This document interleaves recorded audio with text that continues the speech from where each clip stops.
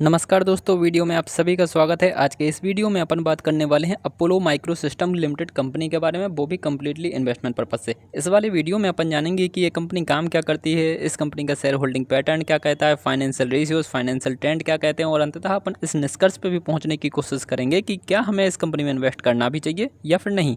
तो दोस्तों, अपन सबसे पहले बात कर लेते हैं कि ये कंपनी काम क्या करती है। तो ये company mainly designing, developing and manufacturing का काम करती है। वो भी किन चीज़ों के लिए? इलेक्ट्रॉनिक एंड इलेक्ट्रोमैकेनिकल प्रोडक्ट्स के लिए। जैसे, और वो प्रोडक्ट्स कहाँ के होते हैं? वो होते हैं क्रिटिकल सेक्टर्स के, like aerospace, defence and space, साथ ही साथ ट्रांसपोर्टेशन एंड होमलैंड सिक्योरिटी के रिगार्डिंग। जैसे ये कंपनी आज की डेट में काफ़ी सारे इलेक्ट्रॉनिक कंपोनेंट्स एरोप्लेन्स के लिए भी बनाती है, काफ़ी सारे ड्रोन्स के लिए भी बनाती है, और जितने सारे कंपोनेंट्स और जितने प्रोडक्ट्स ये कंपनी बनाती है ना, उसमें लगभग end to end services provide करती है। जैसे including hardware and software designing, assembly, testing, लगभग सारी चीज़ें यही कंपनी करती है। तो आज की डेट में जब मैं इस वाली वीडियो को क्रिएट कर रहा हूँ, उस समय पे Apollo micro system limited company का करंट शेयर प्राइस चल रहा है लगभग 312.70 रुपये। और अभी इस समय इस कंपनी का करंट मार्केट कैपिटलाइजेशन है लगभग 10,429.56 करोड़ रुपए, और एंटरप्राइज वैल्यू है 10,697.83 करोड़ रुपए। और इस कंपनी के पास अभी की डेट में कैश है सिर्फ और सिर्फ 22.42 करोड़ के आसपास का, जबकि डेट इस कंपनी के पास काफ़ी ज़्यादा है, 290.69 करोड़, जो कि थोड़ी सी नेगेटिव बात ऑफ कोर्स है। और काफ़ी सारे लोग सिर्फ डिविडेंड के लिए पैसा लगाते हैं, तो यार उनके लिए बता दूं मैं कि इस कंपनी की डिविडेंड यील्ड है सिर्फ 0.08%। मतलब ये है दोस्तों कि अगर आपने इस कंपनी में 100 रुपये इन्वेस्ट किए तो आप लोगों को साल भर में डिविडेंड के तौर पर सिर्फ और सिर्फ 8 पैसे मिलेंगे। 80 पैसे भी नहीं, 8 पैसे मिलेंगे। अब दोस्तों, एक बार इस कंपनी के पीबी और पीई का पेयर कंपैरिजन भी देख लेते हैं। पीबी मतलब price to book value ratio, एक ऐसा रेशियो है जो जितना ज़्यादा कम से कम हो उतना बेहतर माना जाता है। ठीक है, इस कंपनी का अभी की डेट में 11.15 है, जो कि थोड़ा सा नेगेटिव है। 3, 4 या 5 के आसपास होता है, वो काफ़ी बेहतर माना जाता है। और अगर प्राइस टू अर्निंग रेशियो मतलब पीई रेशियो की बात करें तो वो भी 153.39 है। ऑफकोर्स थोड़ा सा ज़्यादा ही है, मतलब आप देखोगे इस सेक्टर की काफ़ी सारी कंपनीज़ का पीई रेशियो थोड़ा सा ज़्यादा ही है, बट फिर भी 50-60 के आसपास होता तो काफ़ी बढ़िया अपन मानते। और ये भी एक ऐसा रेशियो है जो जितना ज़्यादा कम से कम हो उतना ज़्यादा बेहतर होता है। अगर 20-30 होता तो फिर क्या ही बात कहनी। ठीक है, तो दोनों ही रेशियोस थोड़े से ज़्यादा हैं।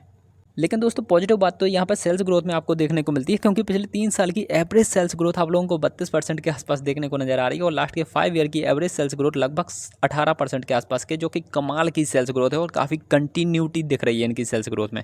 इसके अलावा दोस्तों, आप प्रॉफिट ग्रोथ देखोगे तो उसका ग्राफ भी लगभग आइडियल टाइप का नजर आता है। लास्ट के 3 ईयर का एवरेज प्रॉफिट ग्रोथ लगभग 57% के आसपास है, कमाल की प्रॉफिट ग्रोथ। लास्ट के 5 ईयर की भी एवरेज 32% के आसपास है। मेरे ख्याल से one of the best profit growth है इस कंपनी की। हालांकि दोस्तों, रिटर्न ऑन इक्विटी का अगर परसेंटेज आप देखोगे तो लास्ट के 3 ईयर का एवरेज 7% के आसपास है, लास्ट के 5 ईयर का एवरेज 6% के आसपास है। ऑफकोर्स मैं थोड़ा सा और बेहतर एज्यूम कर रहा था, बट चलो ठीक है, बाकी चीज़ें बढ़िया हैं तो इसको अपन मैनेजेबल मान लेते हैं। बाकी 15% के आसपास होती तो काफ़ी बढ़िया होती।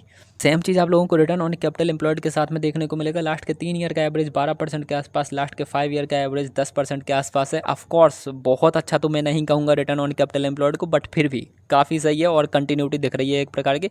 हालांकि ये भी अगर 18-20% के आसपास होता है एटलीस्ट तो मैं इसको ज़्यादा बेहतर मानता, बट चलो फिर भी ठीक है इनकी, क्योंकि सेल्स ग्रोथ, प्रॉफिट ग्रोथ काफ़ी बढ़िया है, इसी वजह से आप इनको भी थोड़ा मैनेजेबल मान सकते हो। अब दोस्तों, एक बार इस कंपनी का शेयर होल्डिंग पैटर्न भी देख लेते हैं, तो आप देखोगे कि इस कंपनी की टोटल प्रोमोटर होल्डिंग 50% के आसपास की है, और रिटेल इन्वेस्टर्स की यहाँ पे होल्डिंग 40% के आसपास की है।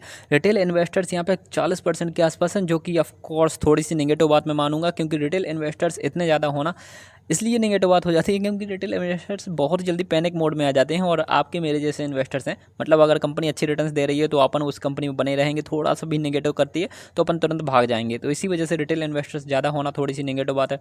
और यहाँ पे प्रमोटर होल्डिंग भी 50% के आसपास है, और उसमें से भी काफ़ी सारे प्रमोटर्स, मतलब जो 19% प्रमोटर्स हैं, उन्होंने तो अपने शेयर्स को प्लेज पर रखा हुआ है, मतलब गिरवी रखा हुआ है, जो कि ऑफकोर्स एक बार फिर से थोड़ी सी नेगेटिव बात है। बट यहाँ पे थोड़े से पॉजिटिव साइंस भी नज़र आ रहे हैं, वो ये कि यहाँ पे म्यूचुअल फंड की होल्डिंग स्टार्ट हो चुकी है, मतलब म्यूचुअल फंड ने इस कंपनी में इन्वेस्ट करना स्टार्ट कर दिया है। और म्यूचुअल फंड्स को आप लोग जानते ही हैं, बहुत स्मार्ट मैनेजर्स मैनेज कर रहे होते हैं, तो थोड़ी सी पॉजिटिव बात है। हालांकि म्यूचुअल फंड की होल्डिंग यहाँ पे बहुत कम है, वो नेगेटिव बात है। बट अभी अभी स्टार्ट हो चुकी है म्यूचुअल फंड की यहाँ पे होल्डिंग, वो थोड़ी सी पॉजिटिव बात है। इसके अलावा एफआईस की भी होल्डिंग भी यहाँ पे 7% के आसपास है, जो कि पॉजिटिव बात है। यहाँ पे एक ओवरऑल शेयर होल्डिंग पैटर्न तो अभी की डेट में आपको ना तो बहुत ज़्यादा पॉजिटिव ना ही बहुत ज़्यादा नेगेटिव साइन शो कर रहा है। हालांकि दोस्तों मैं इस शेयर होल्डिंग पैटर्न को बहुत ज़्यादा नेगेटिव तो कह देता, लेकिन अभी रिसेंटली ही मतलब इसी साल में म्यूचुअल फंड ने भी यहाँ पे थोड़ी थोड़ी सी होल्डिंग बढ़ानी शुरू कर दी है। इसी वजह से मैं इस वाली शेयर होल्डिंग पैटर्न को बहुत ज़्यादा नेगेटिव नहीं कह पा रहा हूँ, बट फिर भी थोड़ा सा नेगेटिव की तरफ ही टिल्टेड है। अब दोस्तों आप देखोगे इस कंपनी का फाइनेंशियल ट्रेंड, और दोस्तों आप खुद भी अंदाज लगाओगे, मान के चलो आपकी खुद की कंपनी है तो आपका मेन फोकस क्या रहेगा? आपका मेन फोकस तो यही रहेगा ना कि आपकी कंपनी की जो रेवेन्यू है वो लगातार बढ़ता जाए, आपकी सेल्स जो है वो लगातार बढ़ती जाए और आपका प्रॉफिट जो है वो बहुत ज़्यादा बने। तो मेनली ये वाली सारी चीज़ें तो इस कंपनी की बहुत ही ज़्यादा पॉजिटिव हैं। जैसे आप देखोगे तो 2022 से लेकर के 2025 तक लगातार ही इस कंपनी के जो रेवेन्यू में है ना वो काफ़ी अच्छी ग्रोथ देखने को मिली, और चारों ही सालों में इस कंपनी ने प्रॉफिट भी बनाया और प्रॉफिट में भी काफ़ी अच्छी खासी ग्रोथ देखने को मिल रही है।